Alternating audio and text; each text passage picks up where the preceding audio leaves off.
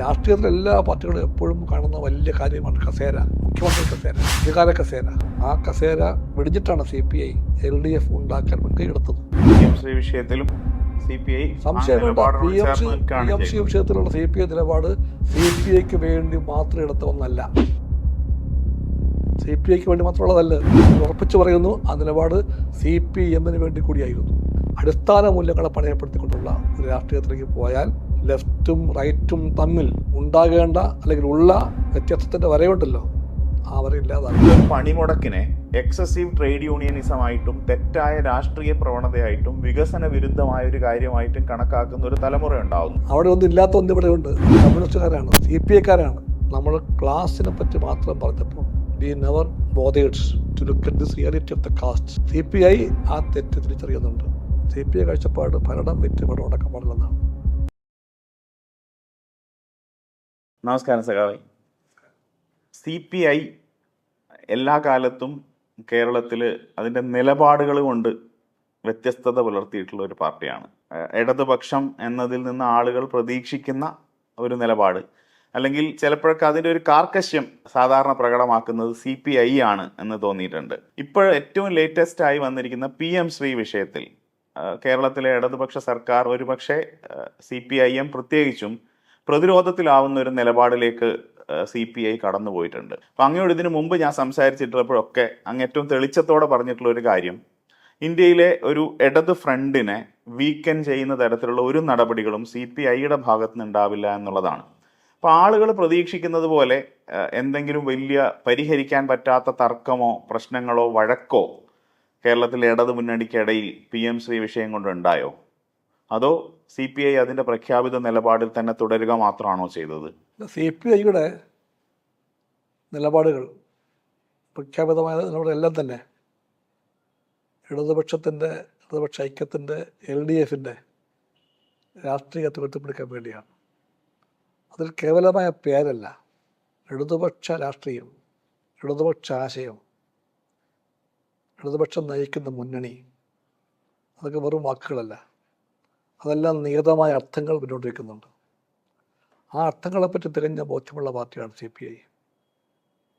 CPIയുടെ ഓരോ വാക്കിനെയും ഓരോ പ്രവൃത്തിയും നയിക്കേണ്ടത് ആ ബോധ്യങ്ങളായിരിക്കണം, ആ രാഷ്ട്രീയമായിരിക്കണം, ആ ആശയങ്ങളായിരിക്കണം. ആ വ്യക്തത CPIക്കുണ്ട്.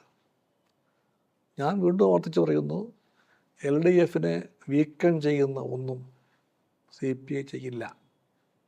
CPIക്ക് നല്ല ബോധ്യമുണ്ട്, ഈ മുന്നണിയും ഈ ഗവൺമെൻറ്റും കേരളത്തിന് മാത്രം ബാധകമായ ഒന്നല്ല. ഇത് അന്ധകാരം കട്ടപിടിച്ച ഇന്ത്യൻ രാഷ്ട്രീയത്തിൽ കേരളം കൊളുത്തി വെച്ച വെളിച്ചമാണ് LDF. ഈ വെളിച്ചം കേരളത്തിന് വേണം, ഈ വെളിച്ചം ഇന്ത്യക്ക് വേണം. ഇന്ത്യയിലെമ്പാടും വലതുപക്ഷത്തിൻ്റെ ഭരണത്തിൻ്റെ കീഴിൽ, അത് പ്രധാനമായിട്ടും BJP അല്ലെങ്കിൽ കോൺഗ്രസ് ആകട്ടെ, അതെല്ലാം വലതുപക്ഷ നയങ്ങളെ പിൻപറ്റുന്ന പാർട്ടികളാണ്. ആ ഭരണത്തിന് കീഴിൽ സാമാന്യ ജനങ്ങൾ, അധ്വാനിക്കുന്നവർ, പട്ടിണിക്കാർ, പാവങ്ങൾ, ന്യൂനപക്ഷങ്ങൾ, ആദിവാസികൾ, ദളിതർ, തൊഴിലാളികൾ, അവരാണ് ഞങ്ങളുടെ വർഗം, ഞങ്ങളുടെ ജനങ്ങൾ. ആ ജനവിഭാഗങ്ങൾക്കെല്ലാം ഇന്ത്യയിലെമ്പാടും പ്രതീക്ഷിക്കാനൊന്നുമില്ല. അവിടെ ഒരു ഇരുട്ട് മാത്രമേ ഉള്ളൂ. പീഡനങ്ങളും മർദ്ദനങ്ങളും അടിച്ചുമാത്രകളും കയ്യേറ്റങ്ങളും ആദിവാസി തട്ടിപ്പറിക്കലുകളും ദളിതവകാശങ്ങളെ നിഷ്ഠുരമായി ചവിട്ടത്തേക്കലുകളും ദളിത് കൊലകളും, അങ്ങനെ എന്തെല്ലാം നമ്മൾ കാണുന്നു കേൾക്കുന്നു. ന്യൂനപക്ഷ വേട്ടകൾ, തൊഴിലാളി വിരുദ്ധ നിയമങ്ങൾ, ലേബർ കോഡ് പോലെയുള്ളവ, കർഷക ദ്രോഹത്തിൻ്റെ വലിയ പരമ്പര, ഇതെല്ലാം ഇന്ത്യൻ യാഥാർത്ഥ്യമാണ്. അതിൻ്റെ എല്ലാം ഇടയിൽ ഇതേ ജനങ്ങളെ മറക്കാതെ ഈ ജനവിഭാഗങ്ങളെയെല്ലാം ചേർത്ത് പിടിക്കുന്നത് രാഷ്ട്രീയ കർത്തവ്യമായിട്ട് കാണുന്ന മുന്നണിയുണ്ട് ഇവിടെ കേരളത്തിൽ. അതാണ് ദ റിയൽ കേരള മോഡൽ, അതാണ് the real Kerala story, not that shameless lie muted by the reactionary forces. അതല്ല കേരള സ്റ്റോറി, ഇതാണ് കേരള സ്റ്റോറി. ഈ കേരള സ്റ്റോറിയുടെ വളർച്ചയിൽ ഒരു വലിയ പങ്ക് CPIക്കുണ്ട്. അഭിമാനപൂർവ്വം CPI എപ്പോഴും പറയും, ഇന്ന് കാണുന്ന LDF-ന് വേണ്ടി ഏറ്റവും ദൂരക്കാഴ്ചയോടുകൂടി ഇളകാത്ത നിലപാടും നയങ്ങളും കൈക്കൊണ്ട പാർട്ടിയാണ് CPI. രാഷ്ട്രീയത്തിൽ എല്ലാ പാർട്ടികളും എപ്പോഴും കാണുന്ന വലിയ കാര്യമാണ് കസേര, മുഖ്യമന്ത്രി കസേര, അധികാര കസേര. ആ കസേര വെടിഞ്ഞിട്ടാണ് CPI LDF ഉണ്ടാക്കാൻ മുൻകൈ എടുത്തത്. ആർജിക്കാൻ വേണ്ടിയല്ല, കയ്യിൽ ഉള്ള അധികാരം തുടരാമെന്നിരിക്കെ ആ അധികാരത്തിൻ്റെ കസേര വലിച്ചെറിഞ്ഞുകൊണ്ടാണ് CPI LDF രാഷ്ട്രീയത്തിന് വേണ്ടി മുൻകൈ എടുത്തത്. അതുകൊണ്ട് LDF രാഷ്ട്രീയത്തിൻ്റെ അർത്ഥം CPIക്ക് അറിയാം. അതിനുവേണ്ടി വില കൊടുത്ത പാർട്ടിയാണ് CPI. അപ്പോൾ ആ വഴിയെ CPIക്ക് പറ്റൂ. 57 ഗവൺമെൻറ്, കമ്മ്യൂണിസ്റ്റ് ഗവൺമെൻറ്, അതിൻ്റെ പിറകിൽ കൊണ്ട് CPIയുടെ രാഷ്ട്രീയ പങ്ക്. അത് CPI ഒറ്റ പാർട്ടിയാണ്. 67 ഗവൺമെൻറ്റിൻ്റെ പിറകിലുണ്ട് CPIയുടെ രാഷ്ട്രീയം.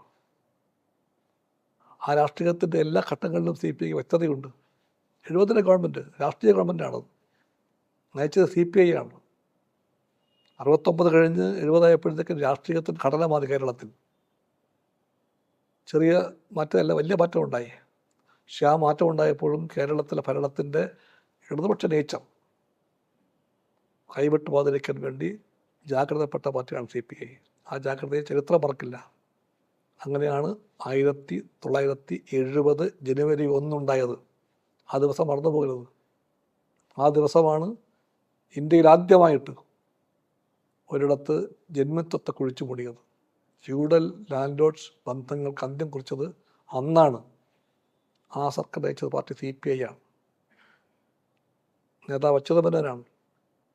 ഇതെല്ലാം CPIയുടെ കയ്യിലെ വെളിച്ചമാണ്. ആ രാഷ്ട്രീയത്തിൻ്റെ തുടർച്ചയായിട്ടാണ് CPIയും CPM എല്ലാം ചേർന്ന LDFൻ്റെ സർക്കാരുകൾ ഉണ്ടായിരുന്നു. നയനാർ സർക്കാരുകൾ നയനാർ, അച്യുതാനന്ദൻ ഗവൺമെൻറ്, സഖാബ് പിണറായി നയിക്കുന്ന ഗവൺമെൻറ്, ഇതെല്ലാം അത് തുടർച്ചയാണ്. ലെഫ്റ്റ് രാഷ്ട്രീയത്തെപ്പറ്റി തികഞ്ഞ വ്യക്തത CPIക്കുണ്ട്. ഏത് വിഷയത്തിലും CPI ഇടപെടുമ്പോഴത്തേക്കും ആ രാഷ്ട്രീയത്തിൻ്റെ മൂല്യങ്ങളെ ഉയർത്തിപ്പിടിക്കാൻ വേണ്ടിയാകണം CPI നിലപാടെന്ന് CPIക്ക് എപ്പോഴും ബോധ്യമുണ്ട്. PMC വിഷയത്തിലും CPI സംശയം വേണ്ട. PMC വിഷയത്തിലുള്ള CPI നിലപാട് CPIക്ക് വേണ്ടി മാത്രം എടുത്ത ഒന്നല്ല, CPIക്ക് വേണ്ടി മാത്രമുള്ളതല്ല. ഞങ്ങൾ ഉറപ്പിച്ചു പറയുന്നു, ആ നിലപാട് CPMന് വേണ്ടി കൂടിയായിരുന്നു. അതാണ് CPIയും CPMും ഇന്ത്യൻ രാഷ്ട്രീയത്തിൽ എന്നും ഉയർത്തിപ്പിടിച്ച നിലപാട്. വിദ്യാഭ്യാസ രംഗത്ത് നടപ്പിലാക്കാൻ ശ്രമിക്കുന്ന ഒരു RSS അജണ്ടയുണ്ട്. അതിൻ്റെ കാതൽ 3 C's ആണ്: കമ്മ്യൂണലൈസേഷൻ, കമേഴ്ഷ്യലൈസേഷൻ, കമ്മോഡിഫിക്കേഷൻ. ഇതാണ് നടക്കുന്നത്. വിദ്യാഭ്യാസത്തിൻ്റെ ചരക്കുവൽക്കരണം, അതിൻ്റെ വർഗീയവൽക്കരണം, ഇതൊക്കെ കാണുന്ന പാർട്ടിയാണ് CPIയും അതുപോലെ CPMും. ഇന്ത്യയിൽ മുഴുവനും CPIയുടെയും CPMൻ്റെയും രാഷ്ട്രീയ പോരാട്ടങ്ങളെല്ലാം വിദ്യാഭ്യാസ രംഗത്ത് അതിനെ ചെറുക്കാൻ വേണ്ടിയായിരുന്നു. നാളെയായിരിക്കും. CPIക്കും CPMനും ബന്ധമുള്ള വിദ്യാർത്ഥി പ്രസ്ഥാനം, അധ്യാപക പ്രസ്ഥാനം, മാത്രമല്ല വിദ്യാഭ്യാസ പ്രേമികളാകെ ആ രാഷ്ട്രീയം പറയുന്നുണ്ട്. ആ രാഷ്ട്രീയത്തിൻ്റെ ശരിക്ക് വേണ്ടി ഇന്ത്യയിലെമ്പാടും നമ്മൾ പോരാടുമ്പോൾ നാം നയിക്കുന്ന കേരളത്തിലെ ഗവൺമെൻറ്റിൻ്റെ ഭാഗത്തു നിന്ന് PMCയിലെ പങ്കാളിത്തം വന്നാൽ അതും ഞങ്ങൾ മനസ്സിലാക്കുന്നുണ്ട്. അത് കേരളത്തെ മാത്രമല്ല ബാധിക്കുന്നത്, അതും ബാധിക്കുന്നത് ഇന്ത്യ മുഴുവനുമാണ്. ഇന്ത്യയിലെമ്പാടും നമ്മുടെ ജനങ്ങളെ അത് നിർവീര്യമാക്കും. നമ്മുടെ പോരാട്ടങ്ങളിൽ ആയുധം തട്ടിത്തെറിപ്പിച്ച് കളയും. നമ്മൾ നിരായുധമായിട്ട് നിൽക്കേണ്ടി വരും ഇന്ത്യയിൽ എവിടെയും. ആ ആപത്ത് ഒഴിവാക്കാൻ വേണ്ടിയാണ് CPI ആ സ്റ്റാൻഡ് എടുത്തത്. ആ സ്റ്റാൻഡ് CPIക്ക് വേണ്ടി മാത്രമല്ല, അത് CPMനും വേണ്ടി കൂടിയായിരുന്നു. ഈ ഒറ്റ CPIക്കുണ്ട്. PMCയിലെ തീരുമാനം കൈക്കൊണ്ടു LDF. CPM ധാരണയുണ്ടായി. ആ ധാരണയ്ക്ക് ശേഷം പുറത്തേക്ക് വന്നപ്പോൾ ഒരു ചോദ്യമുണ്ടായി. അവിടെ കൂടിയ പത്രക്കാർ ഒന്നോക്കാൻ ചോദിച്ചു, ഇത് CPIയുടെ വിജയമല്ലേ എന്ന് ചോദ്യം അതായിരുന്നു, നിങ്ങളുടെ വിജയമല്ലേ എന്ന്. ഞാൻ പറഞ്ഞു, വിജയത്തിൻ്റെയും പരാജയത്തിൻ്റെയും കാര്യമായിട്ട് ഇതിനെ കാണാൻ CPIക്ക് താല്പര്യമില്ല. നിങ്ങൾക്ക് അത് അറിയാവൂ എന്നുണ്ടെങ്കിൽ വിജയത്തിൻ്റെയോ പരാജയത്തിൻ്റെയോ അളവുകോല് വെച്ച് മാത്രമേ നിങ്ങൾക്ക് അളക്കാൻ പറ്റൂവെങ്കിൽ ഞാൻ പറയും, ഇത് CPIയുടെ വിജയമാണ്, CPMൻ്റെയും വിജയമാണ്, LDFൻ്റെ വിജയമാണ്, LDF രാഷ്ട്രീയത്തിൻ്റെ, LDF ആശയത്തിൻ്റെ വിജയമാണിത്. അങ്ങനെ പറയുന്നത് മറ്റാണ് CPI. അത് വെറും പറച്ചിലല്ല, അതാണ് സി പി ഐയുടെ ബോധ്യം. ഈ രാഷ്ട്രീയമാണ് എല്ലാ കാലത്തും സി പി ഐയെ വ്യത്യസ്തമാക്കിയത്. അത് ഞാൻ കണ്ടുപിടിച്ചതല്ല, കണ്ടുപിടിച്ചത് ഞങ്ങളുടെ മുൻഗാമികളാണ്. ഞങ്ങൾ വന്ന വഴികൾ അതൊക്കെ ഉണ്ട്. അവരെല്ലാം ചൂണ്ടിക്കാണിച്ച വഴികളൊന്നും ഞങ്ങൾ വഴിമാറിപ്പോയിട്ടില്ല. വഴിമാറിപ്പോകാതെ കമ്മ്യൂണിസ്റ്റ് മൂല്യങ്ങളെ, ഇടതുപക്ഷ ആശയങ്ങളെ ഉയർത്തിപ്പിടിക്കാൻ വേണ്ടിയുള്ള ശ്രമത്തിൽ ഞങ്ങൾ എപ്പോഴും പ്രതിജ്ഞാബദ്ധരായി നിലകൊള്ളും. എപ്പോഴും നമ്മൾ കേരളത്തിന് പുറത്തേക്ക് വലിയ തോതിൽ നമുക്ക് പാർലമെന്ററി രാഷ്ട്രീയത്തിൽ ശോഭിക്കാൻ കഴിയുന്നില്ല എന്നൊരു പരിമിതിയുണ്ട്. അതുകൊണ്ട് തന്നെ രാജ്യത്തിൻ്റെ ഒരു ലാർജർ ഡിസിഷൻ മേക്കിങ്ങിൽ വലിയ തോതിൽ ഇത്തരത്തിലുള്ള ഒരു പുരോഗമനപരമായ ഇടതുപക്ഷ ആശയങ്ങളുടെ സ്വാധീനം സാധ്യമായ തലത്തിൽ ചെലുത്താൻ നമുക്ക് കഴിയാതെ വരുന്നുണ്ട്. അതുപോലെ തന്നെ ഈ ഭരണഘടനാപരമായ പരിമിതികൾ, ഇന്ത്യ ഒരു ഹോൾഡിംഗ് ടുഗദർ ആയിട്ടുള്ള ഒരു ഫെഡറേഷനാണ്. കേന്ദ്രത്തിൻ്റെ കരങ്ങൾക്ക് വലിയ ശക്തി കൊടുത്തിട്ട് വ്യത്യസ്തമായിട്ടുള്ള സംസ്ഥാനങ്ങളെ നമ്മൾ ചേർത്ത് പിടിച്ചിരിക്കുകയാണ്. അപ്പോൾ അത്തരത്തിലൊരു ഹോൾഡിംഗ് ടുഗദർ ഡെമോക്രസിയിൽ, ഒരു ഫെഡറേഷനിൽ മൾട്ടി പാർട്ടി ഡെമോക്രസി നിലനിൽക്കുന്ന ഒരു സാഹചര്യത്തിൽ നമുക്ക് ഇടതുപക്ഷ മൂല്യങ്ങളിൽ മാത്രം അടിയുറച്ച് മുന്നോട്ട് പോവുക എന്ന് പറയുന്നത് പ്രായോഗിക രാഷ്ട്രീയത്തിലും അതുപോലെ തന്നെ ഭരണഘടനാപരമായിട്ടുള്ള അതിൻ്റെ പരിമിതികൾക്കകത്തും എത്രമാത്രം സാധ്യമാണ്? അതിനെ അടിച്ചമർത്താൻ വേണ്ടി രാജ്യം ഭരിക്കുന്ന കുറച്ചുകൂടി വലിയ രാഷ്ട്രീയ പ്രസ്ഥാനങ്ങൾ, ഞാൻ ഉദ്ദേശിക്കുന്നത് അതിൻ്റെ നമ്പറിലാണ്, എത്ര സംസ്ഥാനങ്ങളിൽ ഭരിക്കുന്നു, രാജ്യത്തിൻ്റെ ഭരണം കൈയാളുന്നു തുടങ്ങിയ കാര്യങ്ങളുള്ള അതെല്ലാം അനുകൂലമായിട്ടുള്ള ഒരു വലതുപക്ഷത്തെ നേരിടാൻ നമ്മൾ രാജ്യത്തിൻ്റെ ഒരറ്റത്ത് മാത്രമായി ചുരുങ്ങി പോകുന്നില്ലേ? താങ്കളുടെ ചോദ്യത്തിൻ്റെ ഒന്നാം ഭാഗവും രണ്ടാം ഭാഗവും തമ്മിൽ വൈരുദ്ധ്യമുണ്ട്.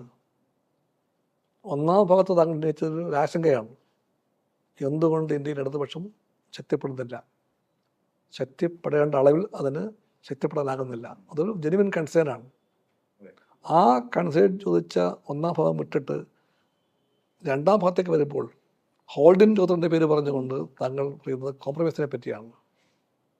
ജനാധിപത്യത്തിൻ്റെ ശക്തികളെ കൂട്ടിച്ചേർക്കാൻ വേണ്ടി, എല്ലാവരെയും കൂട്ടിക്കണക്കാൻ വേണ്ടി, കേന്ദ്രം ഭരിക്കുന്ന ഗവൺമെൻറ്റിൻ്റെ കൂടെ കൈകോർത്ത് പിടിച്ച് പോകാൻ വേണ്ടി ഒരു ഇടതുപക്ഷ ഗവൺമെൻറ്റിന് ചെയ്യേണ്ട വിട്ടുവീഴ്ചയെ പറ്റി പറയുകയാണ്. വിട്ടുവീഴ്ച എന്ന അർത്ഥത്തിലല്ല, ഞാനതൊന്നുകൂടെ ക്ലാരിഫൈ ചെയ്യാണ്. അതായത് നമുക്ക് അങ്ങനെ ഭരണഘടനാപരമായ ഒരു പരിമിതി നമ്മുടെ മേൽ അടിച്ചേൽപ്പിക്കപ്പെട്ടിട്ടില്ലേ? നമുക്ക് ഒരു തനതായ ഇടതുപക്ഷ സംസ്കാരം നമുക്ക് രാജ്യത്ത് പുലർത്താൻ എല്ലാ കഴിയും. കാലത്തും ഉണ്ടായിരുന്നു ഈ ഭരണഘടന.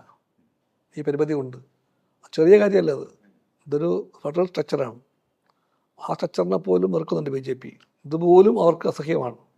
അവർക്കൊണ്ട് സമ്പൂർണ്ണമായിട്ടുള്ള ഒരു മേധാവിത്വമാണ്. എല്ലാം ഈ കൈയിലേക്ക് ഹോൾഡിൻ ടുഗദറല്ല, ഈ കൈക്കകത്ത് മുട്ടിക്കകത്തെല്ലാം ഒതുക്കണം. ഇതിൻ്റെ രാഷ്ട്രീയമാണ് BJP രാഷ്ട്രീയം, RSS രാഷ്ട്രീയം. അതെല്ലാം ഉള്ളപ്പോഴും ഇവിടെ സംസ്ഥാനങ്ങൾക്ക് അധികാരങ്ങളുണ്ട്. പരിമിതികളേറെയുള്ള ഇന്നത്തെ ഈ ഭരണഘടനയില്ലേ, അതുപ്രകാരം തന്നെ ഉണ്ട് ചില അധികാരാവകാശങ്ങൾ. ഈ ഫെഡറൽ സ്ട്രക്ചറിനകത്ത് there are rights for the states. അതും കൂടി ചേർന്ന് ഫെഡറലിസം ആകുള്ളൂ. ഫെഡറലിസത്തിൻ്റെ കാതൽ അത് തന്നെയാണ്. കേന്ദ്രാധികാരങ്ങളെല്ലാം ഉള്ളപ്പോൾ തന്നെ സംസ്ഥാനങ്ങൾ വെറും പോസ്റ്റാഫീസുകളല്ല, കുപ്പത്തൊട്ടിയുമല്ല. അവർക്ക് അവരുടേതായിട്ടുള്ള അവകാശങ്ങളുണ്ട്. അത് ദാനം കിട്ടിയതല്ല, കൃത്യമായിട്ട് പറയുന്നുണ്ട് ഭരണഘടന. അതുപ്രകാരം സ്റ്റേറ്റിൻ്റെ അധികാരങ്ങൾ പ്രകാരമുള്ള ചിലതൊക്കെ വിദ്യാഭ്യാസ രംഗത്ത് ഡിഫൈൻഡാണ്. അത് വിദ്യാഭ്യാസം ഇപ്പോഴും കൺകറൻറ്റ് ലിസ്റ്റിനകത്താണ്. അവിടെ നടക്കുന്ന ഒരു കാര്യത്തെ പറ്റിയുള്ള അവകാശങ്ങളെപ്പറ്റി ബോധ്യം വേണം സംസ്ഥാനങ്ങൾക്കെല്ലാം. ഇടതുപക്ഷത്തിൻ്റെ സംസ്ഥാന ഗവൺമെൻറ്റിന് ബോധ്യമുണ്ടാകുന്ന കാര്യമുള്ളത്. എന്ത് ന്യായം കൊണ്ടാണെങ്കിലും ശരി, കിട്ടുന്ന പണത്തിൻ്റെ കണക്കാണെങ്കിലും ഏത് ന്യായം ആകട്ടെ, ന്യായങ്ങൾ ഏതുമാകട്ടെ, ആ ന്യായം പറഞ്ഞുകൊണ്ട് ഒരു കോൺകറൻറ്റ് ലിസ്റ്റിൽപ്പെട്ട വിഷയത്തിൽ സ്റ്റേറ്റ് ഗവൺമെൻറ്റിൻ്റെ എല്ലാ അവകാശങ്ങളെയും പരിപൂർണമായും തട്ടിപ്പറിക്കാൻ ശ്രമിക്കുന്ന കേന്ദ്ര അമിതാധികാര വാസനയ്ക്ക് മുമ്പിൽ സ്റ്റേറ്റിന് എവിടെ വരെ കീഴടങ്ങാം. വിട്ടുവീഴ്ച എന്ന വാക്ക് തെറ്റൊന്നുമല്ല. ഒരു വലിയ കോസിന് വേണ്ടി ചിലപ്പോൾ രാഷ്ട്രീയത്തിൽ വിട്ടുവീഴ്ച വേണ്ടി വരും. For a better cause, for a greater cause, ശരിയാണത്. പക്ഷേ അത് എവിടെ വരെ ആകാം? നമ്മളാക്കുന്ന അടിസ്ഥാന മൂല്യങ്ങളുണ്ട്. Are we going to compromise on such values? Are we going to surrender ourselves on such matters? ഈ ചോദ്യങ്ങളുണ്ട്. അവിടെ കമ്മ്യൂണിസ്റ്റ് പാർട്ടിക്ക് വ്യക്തതയുണ്ട്. ഒരു വരയുണ്ട്. ആ വരയ്ക്കപ്പുറത്തേക്കുള്ള കോംപ്രമൈസുകൾ ആത്യന്തികമായിട്ട് നമ്മളെ പ്രതികൂലമായിട്ട് ബാധിക്കും. നമ്മളാക്കുന്ന ലെഫ്റ്റാക്കുന്ന അടിസ്ഥാന മൂല്യങ്ങളെ പണയപ്പെടുത്തിക്കൊണ്ടുള്ള ഒരു രാഷ്ട്രീയത്തിലേക്ക് പോയാൽ ലെഫ്റ്റും റൈറ്റും തമ്മിൽ ഉണ്ടാകേണ്ട അല്ലെങ്കിൽ ഉള്ള ആ വ്യത്യാസത്തിൻ്റെ വരയുണ്ടല്ലോ, ആ വര ഇല്ലാതാകും. ഉണ്ടായാൽ ഇന്ത്യയിലെ പാവങ്ങൾക്ക് ആശ കൽപ്പിക്കാൻ പിന്നെ ഒന്നും ബാക്കിയില്ല. We stand for them, that's our duty. നമ്മുടെ കർത്തവ്യമാണത്. അവർക്ക് വേണ്ടി നിൽക്കണം. നമ്മൾ അവരുടെ പാർട്ടിയാണെന്ന് ബോധ്യം വേണം കമ്മ്യൂണിസ്റ്റ് പാർട്ടിക്ക്. ആ ബോധ്യം CPIക്കുണ്ട്, ആ ബോധ്യം CPMനുമുണ്ട്. അതുകൊണ്ടാണ് PMCയിലെ ഈ തീരുമാനം ഉണ്ടായത്. അത് CPI വിജയമല്ല, ആ ബോധ്യം CPMനും ഉള്ളത് കൊണ്ടാണ് ആ തീരുമാനം ഉണ്ടായത്. That's why we are communist. ഇന്ത്യയിലെ മറ്റ് സ്ഥലങ്ങളിലെ ഇടതുപക്ഷം അവരുടെ സൈദ്ധാന്തിക പിടിവാശികളിൽ തുടരുകയും കേരളത്തിലെ ഇടതുപക്ഷം കുറച്ചുകൂടി ഫ്ലെക്സിബിൾ ആവുകയും ഒട്ടൊക്കെ വലത് വ്യതിയാനത്തിന് വിധേയരാവുകയും ചെയ്തതുകൊണ്ടാണ് അവർ പിടിച്ചു നിന്നത് എന്നൊരു ആക്ഷേപം ഉന്നയിച്ചാൽ എന്താണ് അതിന് മറുപടി പറയുക? അത് ആക്ഷേപമാണ്. വലതുപക്ഷ വ്യതിയാനം കൊണ്ടാണ് ഇവിടെ ഇടതുപക്ഷം ജയിച്ചതെന്ന് പറഞ്ഞാൽ ആ വ്യതിയാന പ്രവണതയ്ക്ക് അന്ത്യമുണ്ടാകാൻ പോകുന്നില്ല. ആ പ്രവണത ആത്യന്തികമായിട്ട് ലെഫ്റ്റില്ലാതാക്കും. ഇടതുപക്ഷമായതുകൊണ്ടാണ് ഇവിടെ മാറ്റം ഉണ്ടായത്. അത്രയൊരു പ്രവണതയേ ഇല്ല എന്നല്ല, പ്രവണതയുണ്ട്. ഇപ്പോൾ ഉദാഹരണത്തിന് സാമ്പത്തിക അവസ്ഥ മാറിക്കൊണ്ടിരിക്കുന്നുണ്ട്. അത് സ്വാധീനം എല്ലാ രംഗത്തും ഉണ്ടായിട്ടുണ്ട്, ഒന്ന് കാണാതിരിക്കാൻ പാടില്ല. പക്ഷേ അടിസ്ഥാന ചോദ്യങ്ങളുണ്ട്. Four hmm you stand? നിങ്ങളുടെ മുൻഗണന ആരാണ്? മുൻഗണന എന്താണ്? ഈ ചോദ്യത്തിന് ഉത്തരം പറയാൻ ശ്രമിക്കുമ്പോഴത്തേക്കും വലതുപക്ഷത്തിന് ഉത്തരമല്ല നമ്മുടെ ഉത്തരം അങ്ങനെയാകാൻ പാടില്ല. പ്രായോഗിക രാഷ്ട്രീയം പറഞ്ഞുകൊണ്ടോ ജയിക്കാൻ വേണ്ടത് പറഞ്ഞുകൊണ്ടോ അവിടെ വെള്ളം ചേർക്കരുത്. ചേർത്താലും അതിൻ്റെ അളവ് വേണം. ക്രമേണ ഇതിനകത്തുള്ള എല്ലാ വെള്ളവും അതാകുമ്പോഴത്തേക്ക് പിന്നെ ഈ വെള്ളത്തിന് ഗ്ലാസ് വേണ്ട, പേര് മാറ്റിയാൽ മതി. ആ ദുരന്തം ഉണ്ടാകാൻ പാടില്ല. അവിടെ ഞാൻ CPI സെക്രട്ടറിയായി ഞാൻ അച്യുതനെ കാണുന്നു, ആ ഗവൺമെൻറ്റിനെ കാണുന്നു. എന്തുകൊണ്ടാണ് ആ ഗവൺമെൻറ്റിനെ പറ്റി പറയുമ്പോൾ ഇപ്പോഴും ഞങ്ങളുടെ പ്രിയപ്പെട്ട CPM സഖാക്കൾക്ക് ഒരു മൗനത്തിന് വേണ്ടിയാണ്? രാഷ്ട്രീയ എതിർപ്പൊക്കെ ഉണ്ടായിക്കോട്ടെ, നമുക്ക് രാഷ്ട്രീയ എതിർപ്പ് ഞാൻ വേണമെന്ന് പറയുന്നില്ല. We can make dialogue, we can argue. സംവാദങ്ങൾക്ക് എതിരെയല്ല, സംവാദം ഉണ്ടാകണം. പക്ഷേ ആ ഗവൺമെൻറ് കാണിച്ചിട്ടുള്ള മഹത്തായ പ്രവർത്തനങ്ങളുണ്ട്, അതിനെ മറക്കരുത്. അച്യുതൻ എന്ന CPIക്കാരൻ നയിച്ചൊരു ഗവൺമെൻറ് 2 പ്രാവശ്യമായിട്ട് നേടിയ വമ്പിച്ച നേട്ടങ്ങളുണ്ട്. ഈ പറയുന്ന പുതിയ കേരളം കെട്ടിപ്പടുക്കാൻ ആ ഗവൺമെൻറ്റിൻ്റെ പങ്കിന് ആർക്കും മറക്കാൻ പറ്റില്ല. നമ്മളെല്ലാം കൊട്ടിക്കൊഴിക്കുന്ന ഇക്കോസിസ്റ്റം ഉണ്ടല്ലോ, ഈ 1-ാം സ്ഥാനമുണ്ടല്ലോ, ആരോഗ്യം 1-ാം രംഗത്ത്, ആരോഗ്യത്തിൽ 1-ാം സ്ഥാനം, ശിശുമരണ നിരക്കിൻ്റെ ഏറ്റവും ചെറിയ റേറ്റുള്ളത് ഇവിടെ, പ്രഗ്നൻസി ഡെത്ത് റേറ്റ് ഏറ്റവും കുറവ് ഇവിടെ, ഏറ്റവും വലിയ സാമൂഹിക പുരോഗതി കഥ ഇവിടെ, സാക്ഷരതയ്ക്ക് 1-ാം സ്ഥാനം കേരളത്തിന്, വ്യാപകമായൊരു ശൃംഖലയുണ്ട് ഇവിടെ, ആരോഗ്യ ശൃംഖല. എല്ലാ പഞ്ചായത്തിലും ഇവിടെ സ്കൂളുകളുണ്ട്, എല്ലാ പഞ്ചായത്തിലും ഇവിടെ PHCs ഉണ്ട് ആരോഗ്യരംഗത്ത്. ഇവിടെ എല്ലാ പഞ്ചായത്തിലും പിന്നീട് ഉണ്ടായി വന്നതാണ് വ്യവസായ എസ്റ്റേറ്റുകൾ, ഇവിടെ ഉണ്ടായി വന്നു. ഇവിടെയാണ് 70കളിൽ 1,00,000 വീട് ഉണ്ടായത്. 1,00,000 വീട് ഇന്ത്യ കണ്ട 1-ാമത്തെ സാമൂഹിക ഭവന പദ്ധതിയാണ്, led by a communist leader സഖാവ് M.N. ഗോവിന്ദൻ നായർ. ഗവൺമെൻറ് നയിച്ചത് അച്യുതമേനോൻ. ഇതൊന്നും മറക്കുന്ന കേരളമല്ല. ഇതെല്ലാം മറക്കുന്ന കമ്മ്യൂണിസവുമല്ല. CPI CPM 2 പാർട്ടിയായപ്പോഴത്തേക്ക് തർക്കങ്ങൾ ഉണ്ടായിട്ടുണ്ട്. ആ തർക്കം തുടരട്ടെ. ആ തർക്കത്തിൻ്റെ പേരിൽ ബാക്കി പലതും അംഗീകരിക്കാൻ കൂട്ടാക്കുന്നവർ, അവർക്ക് ഈ പേര് എന്തുകൊണ്ട് ചതുർത്ഥിയാകുന്നു? അച്യുതൻ്റെ പേര് എന്തുകൊണ്ട് കേരളത്തിൻ്റെ വികസന കഥ പറയുമ്പോഴത്തേക്കും ബോധപൂർവം ആ കാലം തമസ്കരിക്കപ്പെടുന്നു? ചില പ്രത്യേക ചരിത്രകാരന്മാർ അവർ കേരളത്തിൻ്റെ ഇടതുപക്ഷ സർക്കാരിനെ പറ്റി പറയുമ്പോൾ മറന്നുപോകാതെ പറയുന്നുണ്ട് 57 ഗവൺമെൻറ് ഇടതുപക്ഷ ഗവൺമെൻറ്റാണ്, 67 ഗവൺമെൻറ് ഇടതുപക്ഷ ഗവൺമെൻറ്റാണ്. പിന്നെ അവർ പറയുന്നു ഒരു ഇടതുപക്ഷ ഗവൺമെൻറ്റിനെ കാണാൻ വേണ്ടി 80 വരെ കാത്തിരിക്കേണ്ടി വന്നു. വലിയ ഗ്യാപ്പുണ്ട്. പക്ഷെ ആ സമയത്താണ് ജന്മത്വം കുഴിച്ചുകൂടിയത് ബൈ ലോ ലെജിസ്ലേഷൻ.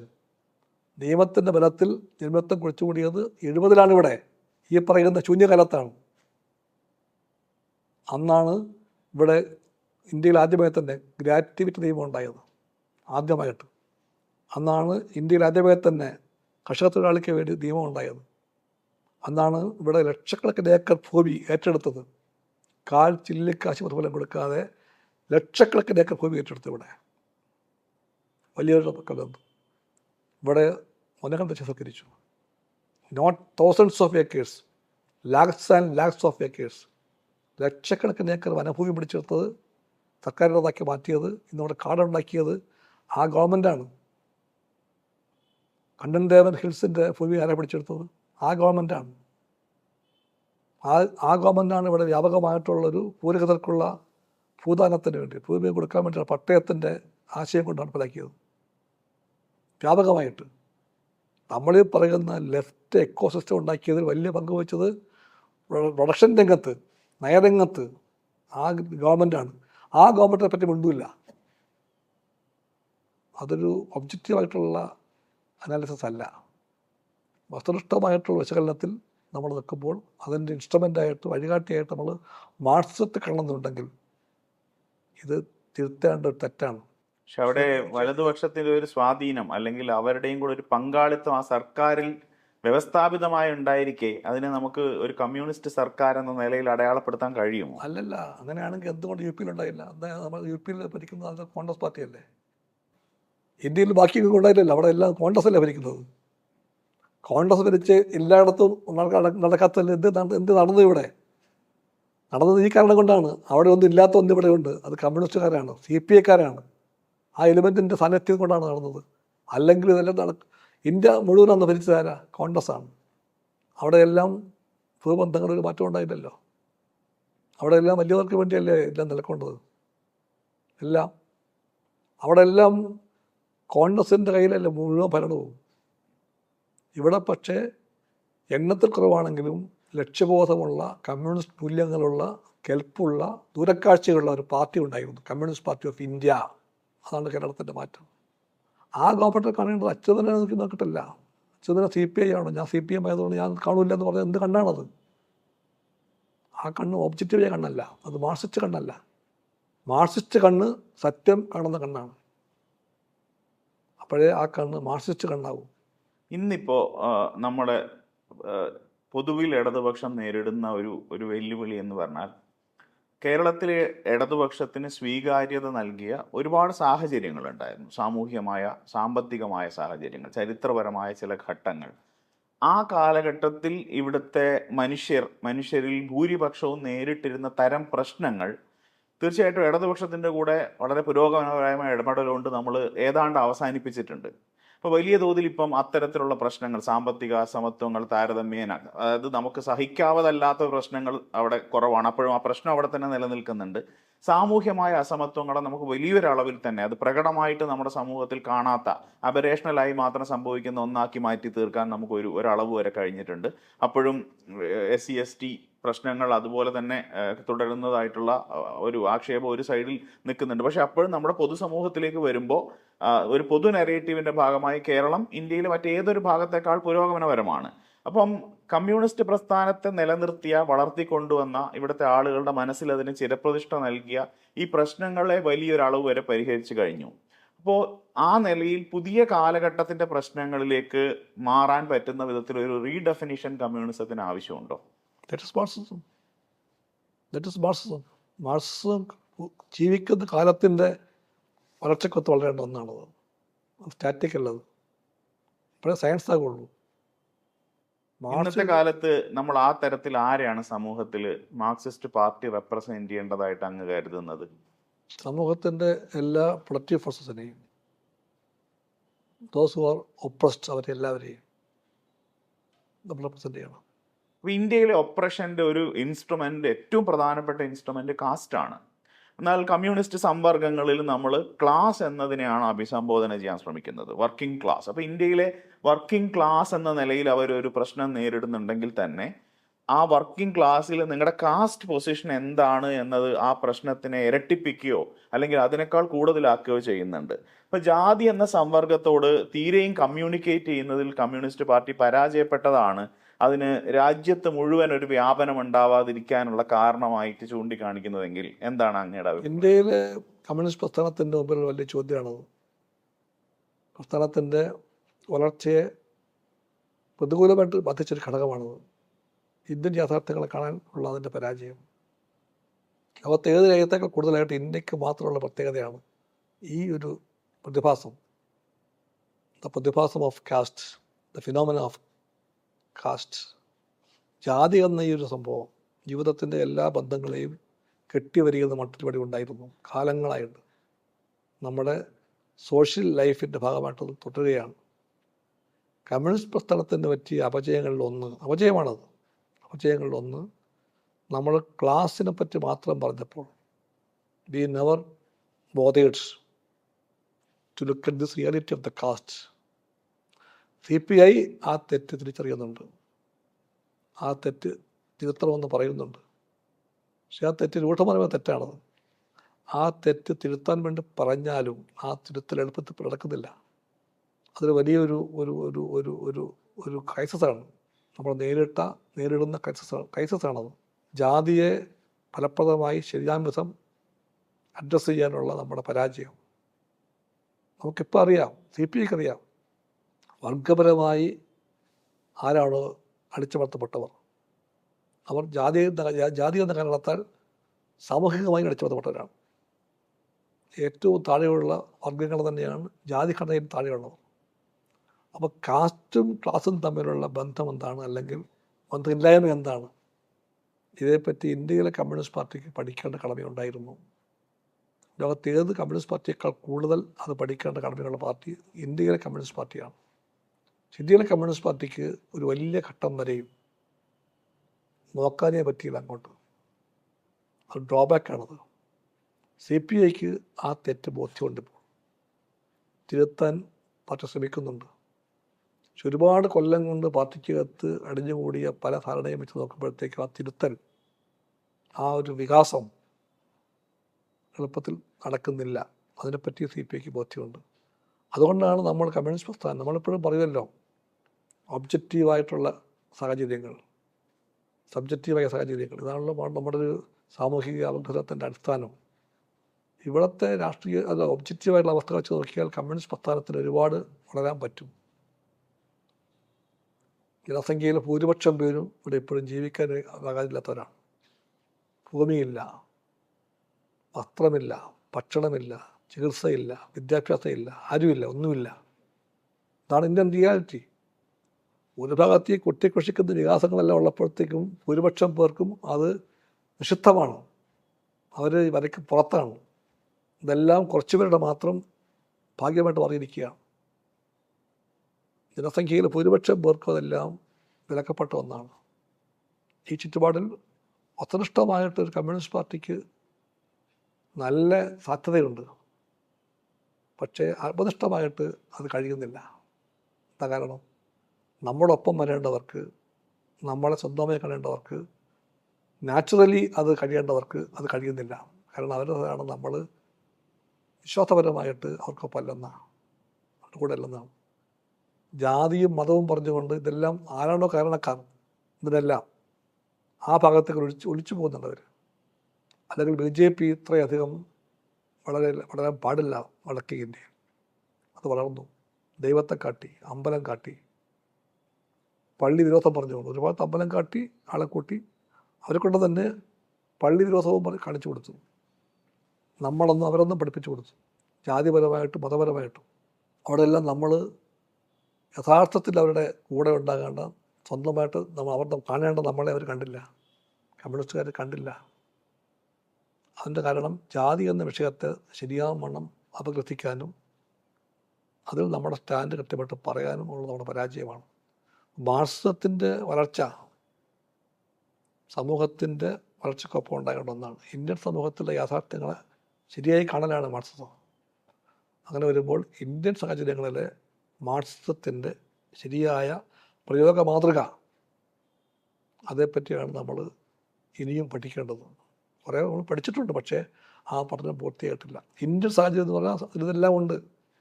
അത് ജാതീയമായിട്ട് കെട്ടുടഞ്ഞ ഒന്നാണ്. സാമൂഹിക ബോധത്തിനകത്ത് ഒരു ഘടകമാണ് ജാതി. അവിടെ വിശ്വാസങ്ങൾക്ക് സ്ഥാനമുണ്ട്. പലതും അന്ധമാണ് വിശ്വാസങ്ങൾ, കോൾ സൂപ്പർസ്റ്റിഷൻസ്. അന്ധവിശ്വാസങ്ങൾ, അനാചാരങ്ങൾ, മതബോധങ്ങൾ, ആരാധനാ ഭ്രാന്തുകൾ, എല്ലാ ആരാധനയും തെറ്റെന്ന് ഞാൻ പറയില്ല. അതുകൊണ്ട് ഇത്തരം എല്ലാ വിഷയങ്ങളിലും ഇന്ത്യൻ സമൂഹത്തിനകത്തൊരു കെട്ടുപടഞ്ഞ അന്തരീക്ഷമുണ്ട്. കർഷക തൊഴിലാളി സമരത്തിൽ കമ്മ്യൂണിസ്റ്റ് പാർട്ടിയുടെ കൃത്യമായ ഇടപെടലുണ്ട്, കൃത്യമായ സ്വാധീനമുണ്ട്, അതിൻ്റെ വിജയത്തിലുണ്ട്. അതുപോലെ തന്നെ ഇന്ത്യയിൽ നടക്കുന്ന ഏതൊരു ഓർഗനൈസ്ഡ് ലേബർ മൂവ്മെൻറ്റിൻ്റെ പുറകിലും ഇടതുപക്ഷത്തിൻ്റെ ട്രേഡ് യൂണിയൻ ആക്ടിവിസം വളരെ ശക്തമായിട്ടുണ്ട്. CPI തന്നെ ഇന്ത്യയിൽ സാമാന്യമായി എല്ലാ സ്ഥലത്തും സാന്നിധ്യമുള്ളൊരു രാഷ്ട്രീയം. ഇപ്പം ബീഹാർ ഇലക്ഷനൊക്കെ കേരളത്തിലെ മാധ്യമങ്ങൾ കവർ ചെയ്യുമ്പോൾ ബീഹാറിലെ എല്ലാ ജില്ലയിലും CPIക്ക് ഒരു പാർട്ടി ഓഫീസുണ്ട്, അവിടെ ഒരു പാർട്ടി സംവിധാനം പ്രവർത്തിക്കുന്നുണ്ട്. അപ്പോൾ ആ സാഹചര്യത്തിൽ കർഷക തൊഴിലാളികൾ ഇത്രയധികമുള്ള, ഇപ്പോഴും നമ്മുടെ ജനസംഖ്യയിൽ 50% ആളുകൾ കൃഷിയെ ആശ്രയിച്ച് ജീവിക്കുന്നവരാണ്. അപ്പോൾ അവരുടെ ഒരു ഓർഗനൈസ്ഡ് മൂവിനെ, അതിനെ വോട്ടാക്കി മാറ്റുന്നതിൽ എവിടെയാണ് ഇടതുപക്ഷം പരാജയപ്പെടുന്നത്? അതാണ് പ്രശ്നം.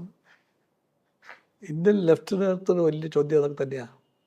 ലെഫ്റ്റിലെ എല്ലായിടത്തും സാന്നിധ്യമുള്ള പാർട്ടി CPI ആണ്, എല്ലായിടത്തും ഏറിയും കുറഞ്ഞും.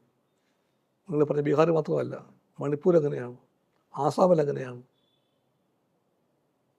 ഛത്തീസ്ഗഡ്, ജാർഖണ്ഡ്, അവിടെയെല്ലാം യാഥാർത്ഥ്യമുണ്ട്. അവിടെല്ലാം ചെറിയ പാർട്ടിയുണ്ട്. ആ പാർട്ടിയുടെ സ്വാധീനം വലുതാകുന്നില്ല, അത് ചുരുങ്ങുകയാണ്. ഇതിനെപ്പറ്റിയാണ് കമ്മ്യൂണിസ്റ്റ് പാർട്ടി ചിന്തിക്കുന്നത്. കേരളത്തിലെ പാർട്ടി കുറച്ചും കൂടെ റിസോഴ്സ്ഫുൾ ആണ് എന്ന നിലയിൽ നമുക്ക് ഈ സ്ഥലങ്ങളിലേക്ക് പാർട്ടി കെട്ടിപ്പടുക്കുന്നതിന് വേണ്ടി കേരള ഘടകത്തിന് എന്തെങ്കിലും സവിശേഷമായിട്ട് കോൺട്രിബ്യൂട്ട് ചെയ്യാനുണ്ടെന്ന് അങ്ങ് കരുതുന്നുണ്ടോ?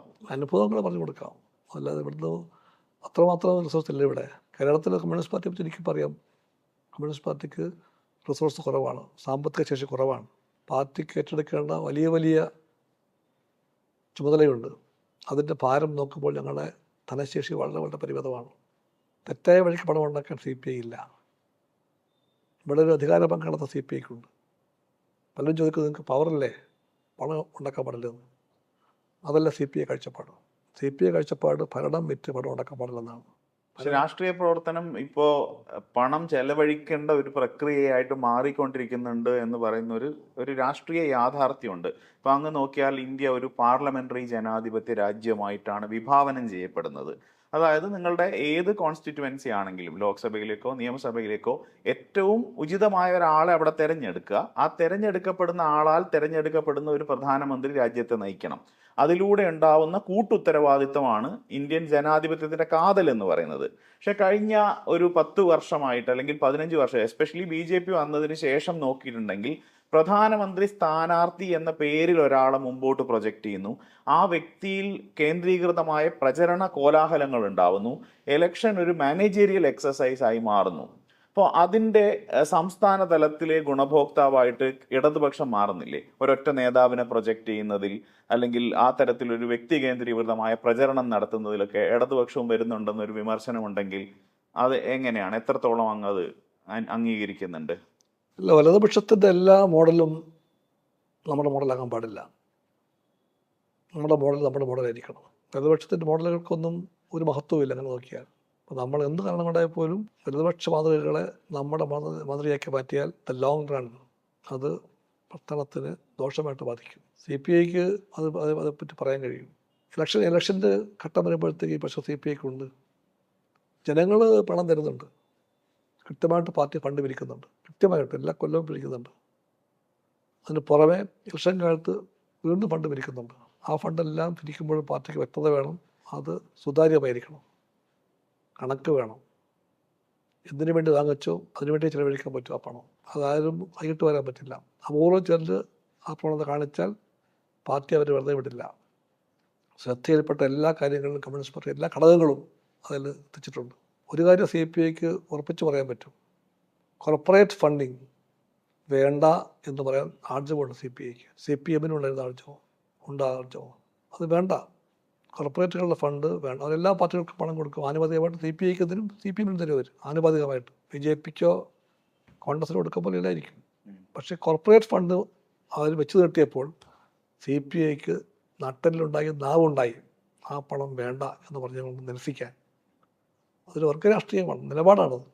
ആ പ്രിൻസിപ്പിൾ സ്റ്റാൻഡാണ് CPI പോലത്തെ പാർട്ടിയെ വ്യത്യസ്തമാക്കുന്നത്. ആ വ്യത്യാസം പണത്തിന് വേണ്ടി ദാനം ചെയ്യാൻ പാടില്ല, അത് പരിഗണിക്കാൻ പറ്റില്ല. അതാണ് CPIയുടെ ബോധ്യം. ജനങ്ങൾ പണം തരുന്നുണ്ട്, പക്ഷേ ആ പണത്തിന് പരിമിതിയുണ്ട്. അതിൻ്റെ പ്രശ്നം പാർട്ടിക്കുണ്ട്. പത്രം നടത്തിക്കൊണ്ട് പോകാൻ പാർട്ടി ബുദ്ധിമുട്ടുന്നുണ്ട്. പത്രത്തിൻ്റെ നടത്തി വലിയ ആവേശകരമൊന്നുമല്ല. പത്രം നല്ല കണ്ടൻറ്റാണ്, നല്ല രാഷ്ട്രീയ പത്രമാണ് ജനകീയ പത്രം. പക്ഷേ ഞെരുക്കമുണ്ട് സാമ്പത്തികമായിട്ട്. പാർട്ടിയിൽ പുതിയ ചാനൽ ആരംഭിച്ചു, നല്ല ചാനലാണ്, കണ്ടൻറ് വൈസ് ഗംഭീരമാണത്. പക്ഷെ അതിൻ്റെ വളർച്ചയ്ക്ക് തടസ്സം സാമ്പത്തികമാണ്. പലരും ചോദിക്കും, നിങ്ങൾക്ക് എന്താ പ്രയാസം? നിങ്ങൾ ഭരിക്കുന്ന പാർട്ടിയല്ലേ, നല്ല 4 വകുപ്പല്ലേ ഉള്ളത്, ഇഷ്ടംപോലെ പണം കിട്ടൂലേ? ഈ ഭരണം കാണിച്ചിട്ട് ഞങ്ങൾ പാർട്ടി ഉണ്ടാക്കാൻ വേണ്ടി ശ്രമിച്ചിട്ടില്ല. അതല്ല CPI സംസ്കാരം. ഞങ്ങളാക്കിയ നിങ്ങൾ ആദ്യം പറഞ്ഞ ചില പ്രത്യേകത പറഞ്ഞില്ലേ, CPIക്ക് ഉണ്ടെന്ന് പറഞ്ഞില്ലേ, ആ പ്രത്യേകതയെല്ലാം CPIക്ക് ഉണ്ടായത് ഈ വഴിക്ക് CPI പോകാത്തതുകൊണ്ടാണ്. ഈ നിലപാട് സ്വീകരിക്കുന്ന ആർജവം പാർട്ടിക്ക് ഉണ്ടായത് ആ കാരണം കൊണ്ടാണ്. എല്ലാ വഴികളും CPIയുടെ വഴിയല്ല, ചില വഴികൾ CPIക്ക് നിഷിദ്ധമാണ്. അവിടെ ഇപ്പോൾ 1997-നും 2012-നും ഇടയ്ക്ക് ജനിച്ച ആളുകളെ നമ്മൾ ജെൻസി എന്ന് വിളിക്കുന്നുണ്ട്. അതിനുശേഷം ഒരു ജെൻ ആൽഫ ഇവിടെ റെഡിയാണ്. ഇപ്പോൾ നമ്മൾ ഈ നടത്തിയിട്ടുള്ള സമരങ്ങൾ, അല്ലെങ്കിൽ കേരളത്തിലെ മനുഷ്യർ അവരുടെ തലമുറകൾ കടന്നു വന്നിട്ടുള്ള ത്യാഗങ്ങളുടെ വഴികൾ, അവരിത്തരം ഒരു രാഷ്ട്രീയ ബോധ്യത്തിലേക്ക് എത്തിച്ചേർന്നതിൻ്റെ കാരണങ്ങൾ, ഈ ചരിത്രം, ഇതിനെപ്പറ്റിയൊന്നും യാതൊരു തരത്തിലുള്ള അറിവോ വിദ്യാഭ്യാസമോ ഇല്ലാതെയും പലപ്പോഴും വളരെ രാഷ്ട്രീയമായി വളരെ ഉപരിപ്ലവമായ ഒരു നിലയിൽ ജീവിക്കുകയാണ് അതിൽ ബഹുഭൂരിപക്ഷം ആളുകളും ചെയ്യുന്നത്. അപ്പോൾ നമ്മുടെ രാഷ്ട്രീയ പാർട്ടി എന്തിന് നിലനിൽക്കുന്നു, അല്ലെങ്കിൽ എന്തിനു വേണ്ടി നിലകൊള്ളുന്നു, അതിലൂടെ നമ്മൾ നേടിയെടുത്ത കാര്യങ്ങൾ എന്തൊക്കെയാണ്? ഇപ്പോൾ ഒരു ഉദാഹരണം പറയുകയാണെങ്കിൽ, ഇന്നൊരു പണിമുടക്കിനെ എക്സസീവ് ട്രേഡ് യൂണിയനിസമായിട്ടും തെറ്റായ രാഷ്ട്രീയ പ്രവണതയായിട്ടും വികസന വിരുദ്ധമായ ഒരു കാര്യമായിട്ടും കണക്കാക്കുന്ന ഒരു തലമുറ ഉണ്ടാവുന്നു. അത്തരത്തിലുള്ള ആശയപ്രചരണത്തിന് സ്വീകാര്യത കിട്ടുന്നു. അപ്പം മുഖ്യധാരാ മാധ്യമങ്ങൾ അടക്കം അത്തരത്തിലൊരു പൊതുബോധം സൃഷ്ടിക്കുന്നു. അപ്പോൾ കമ്മ്യൂണിസ്റ്റ് ടൂളുകൾ, നമ്മൾ ഉപയോഗിക്കുന്ന ഇത്തരം സമരത്തിൻ്റെ ടൂളുകൾ പോലും പലപ്പോഴും പരിഹസിക്കപ്പെടുക പോലും ചെയ്യുന്ന സാഹചര്യം ഉണ്ടാവുന്നുണ്ട്. അപ്പോൾ ആ തലമുറയോട് സംവദിക്കാൻ നമുക്ക് എന്തെങ്കിലുമൊക്കെ ഒരു ഇൻഫ്രാസ്ട്രക്ചർ ഉണ്ടാക്കേണ്ടി വന്നാൽ അതിനു വേണ്ടിയിട്ട് നമുക്ക് മറ്റെന്ത് സമാന്തരമായ മാർഗമാണ് നമ്മൾ സ്വീകരിക്കുക? അതല്ല, നമ്മളൊരു സ്വാഭാവിക വിസ്മൃതിയിൽ അങ്ങനെ നമ്മൾ അടിഞ്ഞു പോവുകയാണെങ്കിൽ കുറച്ചുകൂടെ ലാർജറായ നമ്മുടെ രാഷ്ട്രീയ ലക്ഷ്യങ്ങളെല്ലാം അവിടെ കോംപ്രമൈസ് ചെയ്യപ്പെടുന്നില്ലേ? അതൊരു വലിയ ചോദ്യമാണത്. ഈ ജെൻ ആൽഫ എന്ന് പറയുന്നത് റിയാലിറ്റിയാണ്. അവർക്ക് നമ്മുടെ പല ഭാഷയും പല രീതികളും അവർക്ക് അറിയാൻ പാടില്ല, അവർക്ക് അജ്ഞാതമാണ്, അവർക്ക് താല്പര്യമില്ല. അവർ പറയുന്നത് നമ്മുടെ കാര്യമല്ലെന്നാണ്. അപ്പോൾ പാർട്ടിയുടെ യോഗത്തിൽ പോലും നമ്മൾ കമ്മ്യൂണിസ്റ്റ് മൂല്യങ്ങളെപ്പറ്റി പറയുമ്പം ഏറ്റവും പുതിയ ചെറുപ്പക്കാരെ ചോദിക്കും, ഇതെന്തിനാ എപ്പോഴും പറയണമെന്ന് ചോദിക്കും. അത് കുറ്റം പറയാൻ പാടില്ല. പക്ഷെ ഞാൻ മനസ്സിലാക്കിയിടത്തോളം, ഞാൻ അവരെ പഠിച്ചപ്പോഴത്തേക്ക് ഇപ്പോൾ തോന്നിയ കാര്യം, നീതിബോധം ഉള്ളവരാണവർ. വലിയ പ്രതീക്ഷയാണത്. അവരുടെ ടൂൾസ് വേറെയാണ്, ശൈലി വേറെയാണ്. പക്ഷെ അവർ ഒന്നും അറിയാത്തവരല്ല. ഒന്നിനെപ്പറ്റിയും അവർ കൺസേൺഡ് അല്ലെന്ന് പറയാൻ പാടില്ല. They are concerns. നന്മ വേണമെന്ന്, നീതി വേണമെന്ന്, സത്യം ജയിക്കണമെന്ന് അവരാഗ്രഹിക്കുന്നുണ്ട്. അത് വലിയ പ്ലസ് പോയിൻ്റാണ്. ഒരുപാട് അറിവ് സ്വായത്തമാക്കിയ ഏറ്റവും പുതിയ ആധുനികമായ എല്ലാ നോളജിനോടും ബന്ധമുള്ള ആ തലമുറയ്ക്ക് ഈ പറയുന്ന നീതിയിൽ കെട്ടിപ്പടുക്കപ്പെട്ട സമൂഹം വേണം, നീതി വാഴുന്നൊരു വ്യവസ്ഥ വേണം എന്ന് ചിന്തയുണ്ട്. ആ ചിന്തയാണ് കമ്മ്യൂണിസ്റ്റുകൾക്ക് അവരിലേക്ക് എത്താനുള്ള വഴിയുടെ ഒന്നാമത്തെ പടി എന്ന് ഞാൻ കാണുകയാണ്. ആ പടി ചവിട്ടണം കമ്മ്യൂണിസ്റ്റുകാർ. അവർക്ക് മനസ്സിലാകുന്ന ഭാഷ വേണം, അവർക്കറിയാവുന്ന രീതികൾ വേണം. നമ്മുടെ പഴയ സങ്കേതങ്ങൾ പോരാതെ വരുന്നുണ്ട്. ഇതെല്ലാം നമ്മുടെ വെല്ലുവിളിയാണ്. അതിനുള്ള ഉത്തരങ്ങൾ നമ്മുടെ പാർട്ടിയിൽ പുതിയ തലമുറ ചെറുപ്പക്കാരും നേതാക്കളും ഉണ്ട്. പക്ഷേ CPM-ൽ എപ്പോഴും കാണുന്ന, CPI-യിൽ എപ്പോഴും കാണുന്ന, പൊതുവിൽ ഇടത് പ്രസ്ഥാനങ്ങളിൽ എപ്പോഴും കാണുന്ന ഒരു രീതി എന്ന് പറഞ്ഞാൽ, പലപ്പോഴും അവരുടെ തൊട്ടു മുൻ തലമുറയിലുള്ള മുതിർന്ന നേതാക്കളുടെ രീതി, ശൈലി, ഭാഷ, അവർ മുന്നോട്ട് വയ്ക്കുന്ന ആശയങ്ങൾ, ഈ കാര്യങ്ങളെ ഒരു തരം അനുകരണത്തിലേക്ക് പോവുക, അല്ലെങ്കിൽ ഇപ്പോൾ അവരുടെ തലമുറയ്ക്ക് ചേർന്ന രീതിയിൽ അതിനെ പാകപ്പെടുത്താനോ, പലതിനെയും ശരിക്കും പറഞ്ഞിട്ടുണ്ടെങ്കിൽ അതിൻ്റെ സാങ്കേതികത്വത്തിൽ നിന്ന് മോചിപ്പിക്കേണ്ട സാഹചര്യം പോലും ഉണ്ട്. അത്തരത്തിലുള്ളൊരു അധ്വാനം എടുക്കേണ്ടത് ഇവിടുത്തെ പുതിയ തലമുറയല്ലേ? അതിന് പകരം അവരുടെ മുൻ തലമുറയെ പോലെ ആവാൻ പാർട്ടിക്ക് അകത്തൊരു ശ്രമം നടത്തുകയാണോ വേണ്ടത്? അതോ അവരും കൂടെ ഉൾപ്പെടുന്ന ഒരു തലമുറയ്ക്ക് വേണ്ടി പാർട്ടി സിദ്ധാന്തങ്ങളെ കുറച്ചും കൂടെ ലളിതവൽക്കരിക്കുകയും ആളുകളിലേക്ക് അത് എത്തിക്കാനുള്ള ഒരു ശ്രമം സ്വാഭാവികമായിട്ട് ഉണ്ടാവേണ്ടതല്ലേ? അവരെ ഉപദേശിക്കാൻ ഞാൻ ആളല്ല.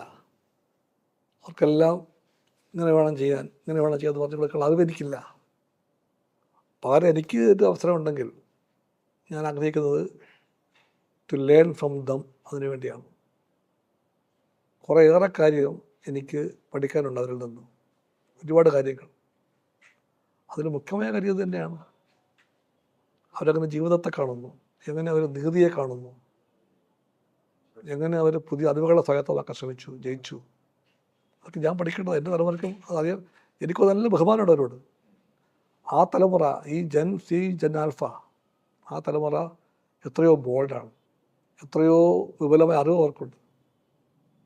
തൊട്ട് മുമ്പുള്ള തലമുറയേക്കാളും അവരുടെ അറിവിൻ്റെ അളവെന്ന് വെച്ചാൽ വലിയ വലിയ അളവിലുള്ളതാണ്. ഒരു തലമുറയ്ക്ക് ഇപ്പുറത്താണെങ്കിൽ പോലും ഈ തലമുറയ്ക്കകത്തുണ്ടായ നേട്ടങ്ങളുടെ വലിപ്പം വളരെ വലുതാണ്. അതിൻ്റെ എല്ലാം ബലം അവർക്കുണ്ട്. വലിയ ബലമാണത്. അപ്പോൾ അത്രയും അറിവുള്ള, അത്രയും കഴിവുള്ള, അത്രയും ധൈര്യമുള്ള, അത്രയും ഫ്രാങ്ക്നെസ് ഉണ്ട്. അവർക്ക് വേറൊരു മഹത്വമുണ്ട്. They are too frank. എൻ്റെ തലമുറയും ഞാനും ഒക്കെ പറയാൻ ഭയപ്പെടുന്ന കാര്യങ്ങൾ, ചോദിക്കാൻ സങ്കോചപ്പെടുന്ന കാര്യങ്ങൾ പറയാനും ചോദിക്കാനും അവർക്ക് ഭയമില്ല, സങ്കോചമില്ല. In that way they are great. അതുകൊണ്ട് തന്നെ അവരുടെ ഭാഷ എനിക്കറിയാമെങ്കിലും എനിക്ക് അവരുടെ ആദരവാണ്. തൊട്ട് മുമ്പുള്ള തലമുറയെ കണ്ട് അവർ പഠിക്കുന്നത് അവർ മാറ്റണം. ഈ തലമുറയ്ക്ക് അവരെ പഠിപ്പിക്കാൻ അറിയില്ല. എൻ്റെ നിലപാടാണ് ഞാൻ പറയുന്നത്. ഇത് പാർട്ടി സ്റ്റാൻഡ് ഞാൻ പറയുകയല്ല. എനിക്ക് വഴി കാണിക്കാൻ ഒരു തലമുറയുണ്ടായിരുന്നു. ആ തലമുറ കാണിച്ച വഴി തെറ്റായ വഴി അല്ലായിരുന്നു. ആ തലമുറയാണ് എന്നോട് ഈ പറയുന്ന മൂല്യങ്ങളെപ്പറ്റി പഠിപ്പിച്ചത്. കമ്മ്യൂണിസ്റ്റുകാരൻ്റെ മൂല്യങ്ങളെപ്പറ്റി പറഞ്ഞു തന്ന ആ തലമുറയാണ്. വഴിതെറ്റിപ്പോകാൻ പാടില്ല എന്ന് അവരാ പഠിപ്പിച്ചത്. കൈക്കൂലി പഠിക്കരുത്, കള്ളത്തരം കാണിക്കരുത്, ജനങ്ങളെ വഞ്ചിക്കരുത്, ഇതെല്ലാം ബോധത്തിൻ്റെ ഭാഗമാക്കി മാറ്റിയത് ആ തലമുറയാണ്. അവർക്ക് പിന്നാലെ പോകുന്ന ആ തലമുറയ്ക്ക് അതുകൊണ്ട് ആ വഴിയെ ഒരുപാട് നല്ലത് പഠിക്കാൻ പറ്റി. V learned and we earned from that. ഈ തലമുറയ്ക്ക്, ഞാൻ അടക്കമുള്ള ഈ തലമുറയ്ക്ക് അതുപോലെ ഒന്നും പഠിപ്പിക്കാനില്ല പുറകെ വരുന്നവർക്ക്. അതുകൊണ്ട് ഞങ്ങളതൊക്കെ പഠിക്കണ്ട. അവർ സത്യങ്ങളൊന്നൊക്കെ പഠിക്കണം. അവർക്ക് ഒരു മനുഷ്യപക്ഷപാതത്വം വേണം. അവർക്ക് ഒരുപാട് വേണം. തീർച്ചയായിട്ടും തെറ്റും ശരിയും അവർക്ക് വേർതിരിക്കാൻ പറ്റുന്നുണ്ട്. അത് കുറച്ചുകൂടെ മൂർച്ചയുള്ളതാക്കി അവർ ഫോക്കസ്ഡ് ആക്കണം. അപ്പം പ്രതീക്ഷയ്ക്ക് വകയുണ്ട്. ഞാൻ നിരാശനല്ല. കോമ്രേഡ്, ഇന്നത്തെ കാലത്തെ തൊഴിൽ ബന്ധങ്ങൾ മാറുകയാണ്. ഇപ്പം ഫ്യൂഡലിസം നമ്മൾ മറികടന്നു എന്ന് കരുതിയ ഒരു പ്രശ്നമാണ്. ആ ഫ്യൂഡലിസം ഇന്ന് രൂപം മാറി നമ്മുടെ അടുത്തേക്ക് തിരിച്ചു വരുന്നത് കാണാൻ പറ്റും.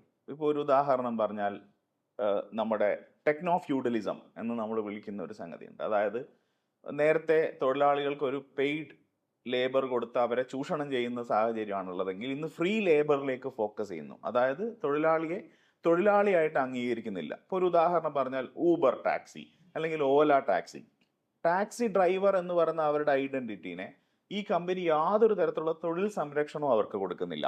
തൊഴിലാളികൾ എന്ന നിലയിൽ അവർ അർഹിക്കുന്ന യാതൊരു സംരക്ഷണവും അവർക്ക് കൊടുക്കുന്നില്ല. മറിച്ച് അവർ ഇൻഡിപെൻഡൻ്റ് ആയിട്ട് ഇതിനോട് കണക്റ്റഡ് ആയിരിക്കുന്നു എന്ന് പറയുന്നു. അപ്പം അവിടെ അവർ ചെയ്യുന്നത് ലാഭത്തിന് പകരം സബ്സ്ക്രിപ്ഷൻ എന്ന നിലയിൽ നികുതി പോലെ എന്ത് ചെയ്യുകയാണ്, ഈ ആളുകളിൽ നിന്ന് പണം പറ്റുകയാണ് ചെയ്യുന്നത്. എന്നാൽ അവരുമായിട്ട് എന്തെങ്കിലും തരത്തിലുള്ളൊരു ബന്ധം ഉണ്ടാക്കാൻ ഇവർ ശ്രമിക്കുന്നില്ല. മറിച്ച് നിങ്ങൾക്ക് സ്വതന്ത്രമായ ഒരു ടാക്സി തൊഴിലാളിയായിട്ട് മുന്നോട്ട് പോകുമ്പോൾ ആ തൊഴിൽ ചെയ്ത് ലാഭകരമായിട്ട് ജീവിക്കാൻ കഴിയാത്ത സാഹചര്യവും ഇതേ കമ്പനികൾ ഉണ്ടാക്കുന്നുണ്ട്. അപ്പോൾ അവർ ഇവിടുത്തെ ഈ തൊഴിൽ സാഹചര്യത്തെ പുതുക്കി പണിയുകയും തൊഴിലാളി എന്ന നിർവചനത്തിനെ ആകെ മാറ്റിക്കളയുകയും ചെയ്യുന്നുണ്ട്. അത്തരം ആളുകൾ അവർ വലിയ തോതിൽ അസംഘടിതരാണെന്ന് ഉള്ളത് മാറ്റി നിർത്തി നമ്മളിപ്പോൾ അവരെ സംഘടിപ്പിക്കാൻ ഒരു ശ്രമം നടത്തിയാൽ പോലും അതിനെ ഒരു മാസീവ് മൂവ്മെന്റ് ആക്കാൻ കഴിഞ്ഞില്ല എങ്കിൽ ഈ പറയുന്ന വലിയ കോർപ്പറേറ്റ് കമ്പനികളോട് പിടിച്ചു നിൽക്കാൻ പറ്റാത്ത സാഹചര്യമുണ്ട്. കാരണം ഈ ഊബറൊക്കെ പോലുള്ള കമ്പനികൾ ലോകം മുഴുവനും അവരുണ്ട്. ഇപ്പം അവരുടെ പ്രഖ്യാപിത നയമായിട്ട് പറയുന്നത് ആദ്യം ലാഭം എന്നുള്ളതാണ്, പ്രോഫിറ്റ് ഫസ്റ്റ്. രണ്ടാമത് അവർ പറയുന്നത് നിങ്ങൾ don't ask for permissions, ask forgiveness എന്നാണ്. അതായത് ഒരു രാജ്യത്തെത്തുക, ആ രാജ്യത്തെ തൊഴിൽ നിയമങ്ങളെ അട്ടിമറിച്ചതിന് ശേഷം എന്ത് ചെയ്യുക, അവിടുത്തെ സർക്കാർ നിങ്ങളെ പിടിക്കുന്നുണ്ടെങ്കിൽ പിടിക്കപ്പെടുമ്പോൾ മാപ്പ് അപേക്ഷിക്കുക. അപ്പം നോക്കൂ, അതൊരു പ്രഖ്യാപിത നയമായിട്ട് എന്ത് ചെയ്യുകയാണ്, അത് കൊണ്ടുവരികയാണ്. അപ്പോൾ അത്തരത്തിലൊരു പ്രഖ്യാപിത നയം കൊണ്ടുവന്ന് ഇവിടുത്തെ തൊഴിൽ ബന്ധങ്ങളെ ആകെ നമ്മൾ പുനഃസൃഷ്ടിക്കുകയാണെങ്കിൽ, അതിനെ മുഴുവൻ നമ്മൾ റീഡിഫൈൻ ചെയ്യുകയാണെങ്കിൽ, അതിനെ നേരിടാൻ തക്ക രീതിയിൽ നമ്മുടെ രാഷ്ട്രീയ നേതൃത്വവും മാറേണ്ടതില്ലേ? അത്ഭുതം വേണ്ട. ഇങ്ങനെയാണ് മുതലാളിത്തം ടെക്നോളജി ഉപയോഗപ്പെടുത്തുന്നത്. ഇത്ര പെട്ടെന്ന് കൈവശപ്പെട്ട ടെക്നോളജിയുടെ എല്ലാ സിദ്ധികളെയും അവർക്ക് വേണ്ടി അഡാപ്റ്റ് ചെയ്തു. ഒരു പറ്റിയൊരു പാറ്റേൺ ഉണ്ടാക്കിയെടുത്തു.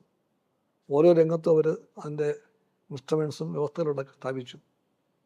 അവിടെയെല്ലാം ലേബർ ഈസ് ഗെറ്റിംഗ് എക്സ്പ്ലോയിറ്റഡ്. അതൊരു സമർത്ഥമായിട്ട് മൂടി വെച്ചു. എന്നിട്ട് മിണ്ടാൻ പോലുള്ള പഴുത് കൊടുക്കുന്നില്ല. എനിക്ക് ഓർമ്മയുണ്ട്, നമ്മുടെ പാർലമെൻറ്റിൽ പ്ലാറ്റ്ഫോം വർക്കർ പ്രശ്നം ആദ്യമായിട്ട് പറഞ്ഞ MP ഞാനാണ്. ആദ്യമായിട്ട് ഉന്നയിച്ചത് ഞാൻ തന്നെയാണ്. ജിഗ് വർക്കേഴ്സിൻ്റെ വിഷയങ്ങൾ പറഞ്ഞു, പ്ലാറ്റ്ഫോം ലേബറിനെ പറ്റി പറഞ്ഞു. സാമാന്യം നല്ല ഒരു ഇടപെടലായിരുന്നു അത്. ഞാൻ പ്രതീക്ഷിച്ചത് വലിയ റെസ്പോൺസ് ഉണ്ടാകുന്ന, പക്ഷേ അത്ഭുതം തന്നെ എന്ന് പറയാം, ആരും ശ്രദ്ധിച്ചു പോലുമില്ല. നമ്മുടെ കഴിവില്ലായ്മയായിരിക്കാം, അല്ലെങ്കിൽ അവരുടെ കഴിവ് വേറെ ആയിരിക്കാം നിർഭാഗത്തിൻ്റെ. എന്തായാലും അത് നോബഡി നോട്ടീസ്ഡ് ഇറ്റ്. ഇത്രയധികം പ്രശ്നങ്ങളുള്ള മേഖലയിൽ ഇപ്പോഴും ഒരു ശക്തമായിട്ടുള്ള മൂവ്മെൻ്റ് ഇല്ല. Trade unions are trying for that. AITU ശ്രമിക്കുന്നുണ്ട്, CITU ശ്രമിക്കുന്നുണ്ട്. പക്ഷേ പ്ലാറ്റ്ഫോം വർക്കേഴ്സിൻ്റെ ഗണ്യമായ ഭാഗത്തിൽ നിന്നും ദൂരെയാണ് അവരെല്ലാം ഇപ്പോഴും. അല്ലെങ്കിൽ അടുക്കാനാകാത്ത ഏതൊരു മതിലുണ്ട്. ഒരു അവബോധ നിർമ്മിതിയുടെ പരിമിതി അതായിരിക്കാം, അതുകൊണ്ട് ആ മതിൽ പൊളിച്ചേ പറ്റുള്ളൂ. പക്ഷേ എൻ്റെ വിശ്വാസം ഇതെല്ലാം മാറിയേ തീരും. എക്സ്പ്ലോയിറ്റേഷൻ്റെ ഏത് വ്യവസ്ഥയും കുറേ ചെല്ലുമ്പോഴത്തേക്കും ഇറ്റ് ഹാസ് ടു എക്സ്പ്ലോഡ്സ്, അത് പൊട്ടിത്തെറിക്കും. കാരണം അവിടെ ഈ അടിസ്ഥാന ക്ലാഷുണ്ട്. ലേബറും ലാഭവും തമ്മിലുള്ള ഒരു വൈരുദ്ധ്യമുണ്ട്. അതുകൊണ്ട് ആത്യന്തികമായിട്ടത് സംഭവിക്കും. പ്രഭാത് പട്നായിക്കുമായിട്ട് ഞാൻ കുറച്ച് നാൾ മുമ്പ് സംസാരിച്ചിരുന്നു. അപ്പോൾ അദ്ദേഹം ഒരു പ്രതീക്ഷ വെച്ചു. അദ്ദേഹം ഇപ്പോഴും ഒരു പ്രോലറ്റേറിയൻ റവല്യൂഷൻ സ്വപ്നം കാണുന്ന ആളാണ്. അപ്പോൾ അദ്ദേഹം എൻ്റെ അടുത്ത് പറഞ്ഞത്, നിങ്ങൾ ഈ പറയുന്ന രാഷ്ട്രീയമായ ഒരു വിദ്യാഭ്യാസം ആർജിക്കാത്ത ഒരു തലമുറയാണെങ്കിൽ പോലും അനുഭവങ്ങൾ എന്ന് പറയുന്നത് എല്ലാവർക്കും പൊതുവാണ്. അതായത് ദാരിദ്ര്യം എന്നൊരു സാഹചര്യം ഇവിടുത്തെ ഭരണത്തിലൂടെ ഉണ്ടായാൽ അത് ഇവിടുത്തെ എല്ലാ മനുഷ്യർക്കും ഒരേ തരം അനുഭവമായിട്ട് തന്നെ വരും. തൊഴിൽ ചൂഷണം അത്തരത്തിൽ സംഭവിച്ചാൽ, തൊഴിൽ ഇല്ലായ്മ ഉണ്ടായാൽ, അപ്പം ഈ സാഹചര്യങ്ങൾ ചേർത്ത് ഇവിടുത്തെ ചെറുപ്പക്കാരുടെ ഒരു കളക്റ്റീവ് സോളിഡാരിറ്റി ഉണ്ടാക്കുമെന്നും അവരെത്ര ശക്തമായൊരു സർക്കാരാണെങ്കിലും ഇതിനെയൊക്കെ അട്ടിമറിക്കുമെന്നൊരു ശുഭപ്രതീക്ഷ അദ്ദേഹം മുന്നോട്ട് വയ്ക്കുന്നുണ്ട്. താങ്കൾ അത് ഷെയർ ചെയ്യുന്നുണ്ടോ? ഞാൻ വളരെ ബഹുമാനിക്കുന്ന ആളാണ് പ്രഭാത് പട്നായിക്കിനെ. ഇന്നത്തെ ഇന്ത്യയിലെ ലെഫ്റ്റ് ഇക്കണോമിസ്റ്റുകളിൽ എനിക്ക് ഏറ്റവും ആദരവ് പ്രഭാതിനോടാണ്. They are good friends also. എൻ്റെ സങ്കടം അദ്ദേഹമായിട്ട് കൂടുതൽ സംസാരിക്കാനുള്ള അവസരം ലഭിക്കാത്തതിലാണ്. എനിക്ക് പ്രതീക്ഷ ഉണ്ടാക്കിയത് അതാണ് അദ്ദേഹം. ഡോണ്ട് കോൾ ഹിം എ സ്വപ്നജീവി. Is a pragmatic who knows Marxism, who knows economics, and who is optimistic also. ആ അർത്ഥത്തിൽ എനിക്ക് ബഹുമാനം ഉണ്ട് പ്രഭാതനോട്. ആ പഠന പ്രക്രിയ വേണം ഇടതുപക്ഷ പാർട്ടികളിൽ. ഇടതുപക്ഷ പാർട്ടികളിലും സമൂഹത്തിലും പൊതുവെ ഒരു വലതുപക്ഷ വാസന ഉണ്ടാകുന്നുണ്ട്. ഈ അത്ഭുതങ്ങളെല്ലാം കാണിച്ചിട്ട്, ഈ കണ്ണഞ്ചിക്കുന്ന വികസനം വലിയതൊക്കെ കാണിച്ചിട്ട്, ഇതെല്ലാം എന്തുകൊണ്ട് വൈ നോട്ട്? അതല്ലേ ശരി. പണക്കാരൻ്റെ കൂടെ കൂടി അത് കണക്കില്ലേ? അതുകൊണ്ട് പണക്കാരെ ചേർത്ത് പിടിച്ചിട്ട് പോകാൻ പാടില്ലേ? ഈ ചിന്ത ഉണ്ടാകുന്നുണ്ട്. ആ ചിന്ത ഉണ്ടാകുന്നതിൻ്റെ ആപത്തിനെ പറ്റി ബോധ്യമുള്ളൊരു മാർക്സിസ്റ്റ് എക്കണോമിസ്റ്റാണ് പ്രഭാത് പട്നായിക്. അവിടെയാണ് അദ്ദേഹം എനിക്കുള്ള ആദരവിൻ്റെ. ചിലപ്പോൾ എന്നെ പറ്റി വിളിച്ചേക്കാം സ്വപ്നജീവിയെന്ന്, വിളിച്ചേക്കാം ഒരു പഴഞ്ചനെന്ന്. പക്ഷേ ഇത് രണ്ടുമല്ല. ഞാൻ സമൂഹത്തിൻ്റെ വളർച്ചയിൽ സത്യത്തിനും നീതിക്കും നന്മയ്ക്കും സ്ഥാനം വേണം എന്ന് ചിന്തിക്കുന്ന മാർക്സിസ്റ്റാണ് ഞാൻ. അതിൻ്റെ ആശയമാണ് പ്രഭാത് പട്നായിക് പറയാൻ ശ്രമിക്കുന്നത്. അതാണ് ഞാൻ പഠിക്കാൻ ശ്രമിക്കുന്നത്. എൻ്റെ വഴികാട്ടിയല്ല Prabhat Patnaik. He is my comrade in arms.